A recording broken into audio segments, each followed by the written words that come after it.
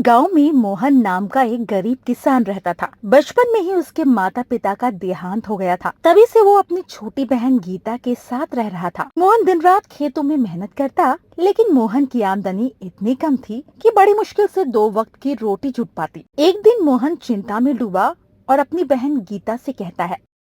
गीता, माँ बाप के गुजर जाने के बाद मैं तुम्हें ठीक से पढ़ा भी नहीं सका, ना ही तुम्हें अच्छी जिंदगी दे पाया। तेरी शादी के लिए भी कुछ खास पैसे नहीं जोड़े मैंने।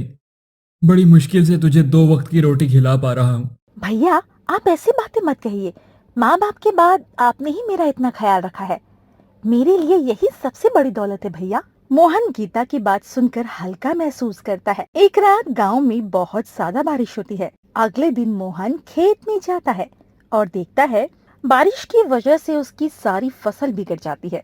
मोहन ये देखकर बहुत ज्यादा उदास हो जाता है, क्योंकि मोहन की सारी मेहनत बर्बाद हो जाती है। मोहन की कमाई का यही एक जरिया था। तभी मोहन चिंतित होकर गीता से कहता है। गीता, अब घर का खर्च कैसे चलेगा? गीता मोहन से कहती है, भैया आप घर खर्च की चिंता बिल्कुल मत कीजिए, भगवान पर भरोसा रखिए। मोहन दूसरे ही दिन काम ढूंढने के लिए निकल जाता है, पर उसे काम नहीं मिलता। मोहन बाजार में चाय वाले को देखता है तो उसे विचार आता है समोसे का व्यवसाय किया जाए। मोहन घर आता है और ये विचार गीता से कहता है। गीता, क्यों ना समोसे बेचे जाएं? इससे घर का खर्चा निकल जाएगा। ठीक है भैया, हम बाजार में चाय और समोसे का स्टॉल लगाएंगे। लेकिन गीता, हमारे पास स्टॉल लगाने को पैसे कहाँ हैं? तभी गीता अपने जमा किए हुए पैसे मोहन को दे देती है। मोहन के स्टॉल के बगल में ही एक और समोसे का स्टॉल था, राजू समोसे वाला। वो बहुत लालची और बेईमान था। ये मोहन ने मेरे स्टॉल के पास ही अपना स्टॉल शुरू कर दिया है, लेकिन मैं भी तो देखता हूँ कि इसके स्टॉल से समोसे कौन खाता है। जो भी ग्राहक मोहन के स्टॉल पे जाने की सोचता, तो वो उनको अपने पास बुला लेता। आओ भाई आओ, ताजे समोसे खाओ। ऐसे करके जो भी ग्राहक मोहन के स्टॉल पे जाते, उनको रोक लेता। गीता, लगता है हमारी किस्मत ही खराब है। 2 दिन से एक भी ग्राहक नहीं आया। अब हम क्या करेंगे? भैया आप इतनी चिंता मत किया कीजिए, भगवान पर भरोसा रखिए। वो हमें यहाँ तक लेके आया है तो आगे भी वही हमें मार्ग दिखाएंगे। अगले दिन एक साधु राजू के स्टॉल पे जाता है और कहता है।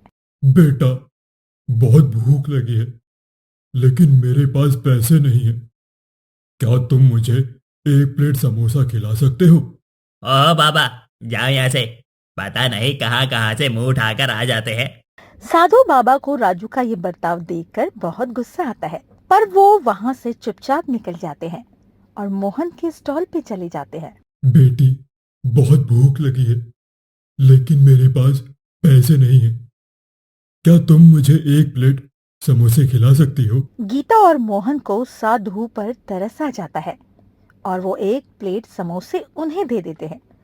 साधु बाबा समोसा खाकर बहुत खुश हो जाते हैं और उन दोनों को एक जादुई मसाला देते हैं। बेटा, इस मसाले को अपने समोसे में डालने से समोसे बहुत स्वादिष्ट हो जाएंगे।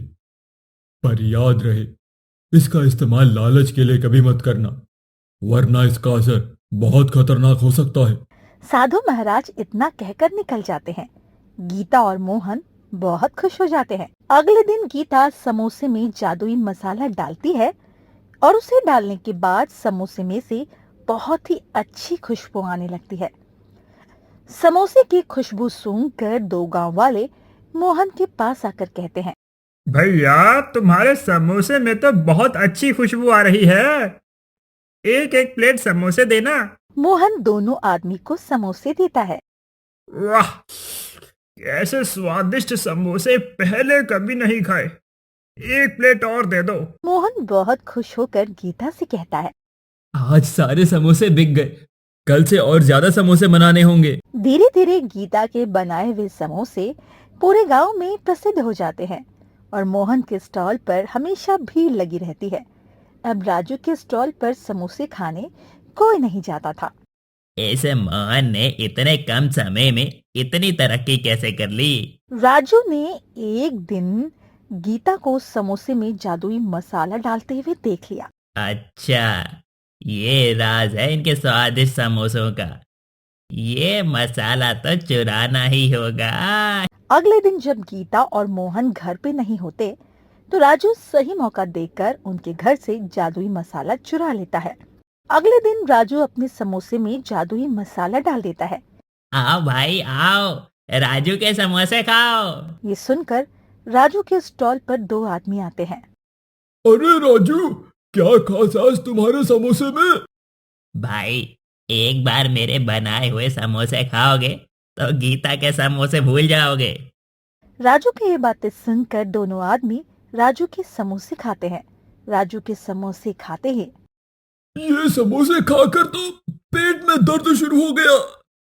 ए राजू, क्या डाला है रे तूने समोसे में? भाई समोसे तो रोज की तरह ही बनाए हैं।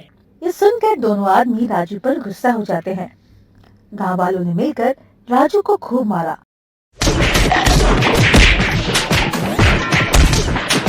उस दिन से गांव वालों ने राजू के समोसे खाना ही बंद कर दिया।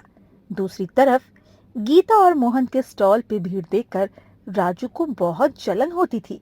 राजू मन ही मन एक बड़ा षड्यंत्र रचता है और अगले ही दिन राजू मोहन के समोसे में कोई नशीला पदार्थ डाल देता है। गांव वाले मोहन के समोसे खाकर बीमार हो जाते हैं। कुछ लोगों को हॉस्पिटल में दाखिल किया जाता है। ये बात मुखिया को पता चलती है। दूसरे दिन मुखिया ने मोहन और गीता को गांव के पंचायत में बुलाया। मोहन, हमें पता चला है कि तुम अपने समोसे में नशीली पदार्थ का इस्तेमाल करते हो। इससे हमारे गांव के लोग बीमार हो गए हैं। नहीं मुखिया जी, मैं अपने समोसे में किसी भी प्रकार के नशीली पदार्थ का इस्तेमाल नहीं करता हूँ। झूठ मत बोलो मोहन, हमें सब पता चल गया है। तुम्हारे समोसे खाकर ही गांव वालों की तबीयत खराब हुई है। तभी वहाँ खड़ा एक गांव वाला कहता है, मुखिया जी, कल मैंने राजू को मोहन के स्टॉल के पास उसके समोसे में कुछ पदार्थ मिलाते हुए देखा था। ये सुनकर राजू काफी डर जाता है। मुखिया राजू के सामने देखने लगता है। हैं? राजू, क्या ये सच है? मुझे माफ कर दो मुखिया जी। राजू, इस गलती के लिए मैं तुम्हें पुलिस के हवाले कर दूंगा। मुझे माफ कर दीजिए मुखिया जी। अगर मुझे पुलिस के हवाले कर दिया तो मेरे बूढ़े माँ बाप और मेरे बीवी बच्चों का क्या होगा? मैं भविष्य में कभी ऐसा नहीं करूंगा। ये सुनकर गीता को राजू पर दया आ जाती है और वो मुखिया से कहती है, मुखिया जी, राजू को अपनी गलती का एहसास हो गया है, कृपया आप इसे माफ कर दीजिए। ठीक है राजू, मैं गीता के कहने पर तुम्हें माफ कर रहा हूँ, लेकिन अगर दोबारा ऐसी गलती की तो तुम्हें पुलिस के हवाले कर दूंगा। राजू सर झुकाकर पछताता है और चुपचाप हामी भरता है। अब मोहन और गीता फिर से अपने समोसे के स्टॉल पर काम करने लगते हैं। उनकी मेहनत और ईमानदारी के चलते उनका व्यवसाय बढ़ता ही जाता है। दोनों मिलकर एक खुशहाल जीवन जीने लगते हैं।